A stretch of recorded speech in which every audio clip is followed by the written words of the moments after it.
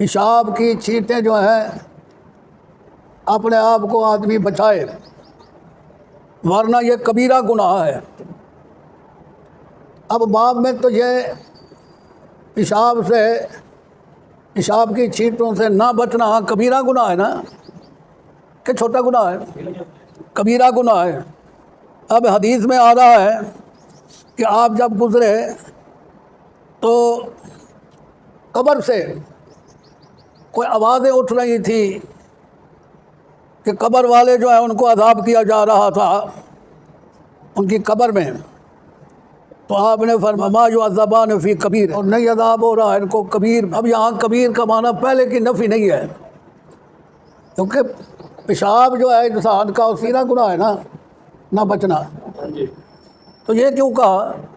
یعنی یہ مطلب ہے کہ یہ اتنا مشکل سے مشکل کام نہیں تھا کہ انسان اس سے بچ نہ سکے، یہ کہ اس کے خیال میں یہ معمولی تھا۔ یہ دو تعویلیں ہو سکتی ہیں، کو عذاب ہو رہا ہے لیکن یہ عذاب ان کو کسی بڑے گناہ، بوجھل گناہ میں جو اس کے خیال میں تھا، پیشاب کیا اور آ گئے، خیال ہی نہیں کیا، اور تیرے اوپر چھینٹیں پڑ رہی ہیں، انہوں نے کہا چھوڑو جی چھینٹوں سے کیا ہوتا ہے۔ یا یہ ہے کہ اس سے بچنا چاہیے تھا تو بچنے کی کوشش نہیں کی، سطر عورت استتار کرتا چھینٹوں سے، تو اس نے بے پرواہی کی چھوٹا سمجھ کر۔ تو یہ معنی ہے کہ یہ کبیرہ گناہ تو ہے لیکن اس کی نظر میں یہ معمولی گناہ تھا اور اس سے بچنا آسان تھا، کوئی ایڈا مشکل کام نہیں تھا کہ وہ بچ نہیں سکا۔ تو یہ معنی کہ وما یعذبان فی کبیر۔ ثم قال، پھر نبی علیہ السلام نے فرمایا بلا ہاں، کانا احدہما لا یستتر من بولہ، وہ پیشاب سے نہیں اپنے آپ کو بچاتا تھا، اور دوسرا جو ہے نمیمہ چغلی کرتا تھا، چغل خور تھا، یہ بھی فر کرتا رہتا تھا، اس کو معمولی جس مجلس میں بیٹھتا کوئی نہ کوئی چھوڑ دیتا تھا، عادت بنا لی تھی اس نے، کوئی اس کو اہمیت نہیں دی اس نے۔ یہ معنی ہے کہ اس کے نزدیک کوئی بڑا اہم کام نہیں تھا، بڑا برا، یا اس سے رک جاتا تو رکنا کوئی یہ ہے کہ اس کے لیے کوئی بوجھ اٹھانا پڑتا ہے چغلی چھوڑنے کے لیے، اور زبان کو حرکت دینے سے روکنا ہی ہے نا، لیکن وہ یہ روکتا نہیں تھا۔ خیر، یہ تو ہو گیا نا کبیرہ گناہ تھا، وہ کبیرہ محالہ کہ وہ بڑا تھا، کبیرہ تھا۔ پھر آپ نے ایک جرید چھڑی کو لمبائی میں چیرا، فقصرہ، لمبائی میں اس کو پکڑا اور وہ آخر تک لمبائی میں چیر کے رکھ دیا، اس کو دو حصے پھاڑیاں کر دی، ایک کو ایک قبر پر رکھا، دوسرے کو دوسری قبر پر رکھا۔ تو اب رسول اللہ صلی اللہ علیہ وسلم سے پوچھنے والوں نے پوچھا یہ چھڑی رکھنے کا کیا فلسفہ ہے؟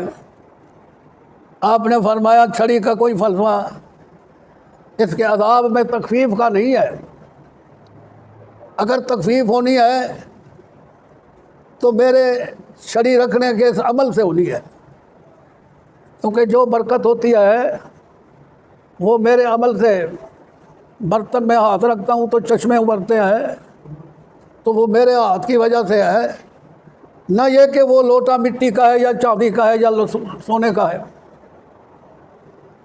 یہ میرے ہاتھ کی برکت سے۔ اور پھر میں نے آپ کو بتایا تھا کہ آپ عموماً جب کوئی ایسا برکت والا کام کرتے تو دعا بھی کرتے تھے، یہ ایک قانون ہے، عام قانون ہے، جب آپ کوئی برکت کے کام کرتے تو زبان سے ضرور کوئی دعائیہ ایک کلمہ دو کلمے ضرور کہتے تھے۔ تو یہ آپ کی زبان کی دعا اور آپ کے ہاتھ مبارک کی برکت ہے کہ یہ عذاب جو ہے ہلکا ہوگا، ختم نہیں ہوگا، ہلکا ہو جائے گا۔ اور یہ چھڑی میں نے رکھی ہے کہ کتنے دن تک اللہ کی مہربانی سے، میری دعا سے یہ تخفیف عذاب ہوگا۔ فرمایا وہ ٹائمنگ یہ ہے اس کی کہ جب یہ چھڑی خشک ہو جائے گی، تو یہ نہیں ہے کہ تر ہونے سے عذاب ٹل جائے گا، خشک ہونے سے عذاب عود کار آئے گا، یہ نہیں ہے، یہ ٹائمنگ ہے، ٹائم ہے کہ میری اس چھڑی رکھنے سے جو اللہ کی رحمت سے تخفیف عذاب ہوگی، اس کے لیے ٹائم یہ ہے کہ یوں سمجھو کہ جب چھڑی خشک ہو جائے گی تو اس وقت عذاب عود کا رہے گا۔ اگر یہ کہا جائے کہ چھڑی تر تھی، عذاب ٹل گیا اور خشک ہو گئی تو واپس آ گیا، تو پھر کرامت چھڑی کی ہے یا رسول اللہ کی ہے؟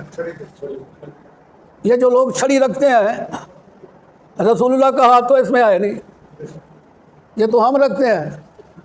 اور فلسفہ یہ دیتے ہیں کہ چھڑی کی اس تازگی کی وجہ سے عذاب جو ہے تخفیف ہوتا ہے، تو پھر حرف آتا ہے رسول اللہ کے معجزے پر کہ آپ کا تو معجزہ تھا، آپ کے ہاتھ مبارک سے تخفیف عذاب ہوا اور تم نے چھڑی کو آگے کر دیا، تو اللہ کے رسول سے افضل تو پھر چھڑی ہوئی نا۔ یہ بات سمجھانی چاہیے کہ نہیں؟ یہ تر خشک کا کوئی اس میں عمل دخل نہیں ہے۔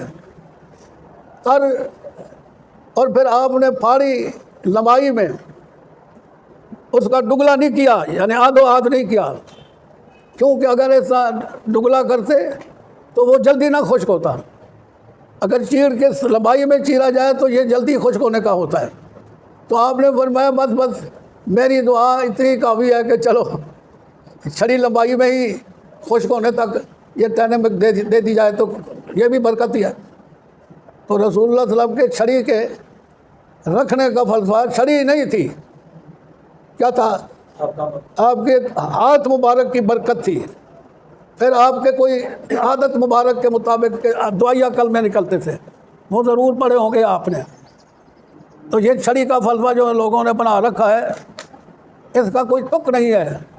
اگر اس کو اس طرح عام رکھا جائے تو یہ رسول اللہ صلی اللہ علیہ وسلم کی توہین کا بھی اس میں پہلو نکلتا ہے کہ چھڑی کے رسول اللہ کے مقابل میں چھڑی کھڑی کر دیا انہوں نے کہ جو کام رسول اللہ کر سکتے تھے وہ نہ کیا، چھڑی نے کیا، اور آج بھی چھڑی کرتی ہے۔ اور تان دیتے ہیں اہل حدیثوں کو کہ یہ گستاخ ہیں۔ ہم اس لیے روکتے ہیں اس کام سے کہ یہ آپ کا معجزہ تھا، اس میں دوسرا شریک نہیں ہو سکتا، اور تم اس میں شریک کرتے ہو چھڑی کو۔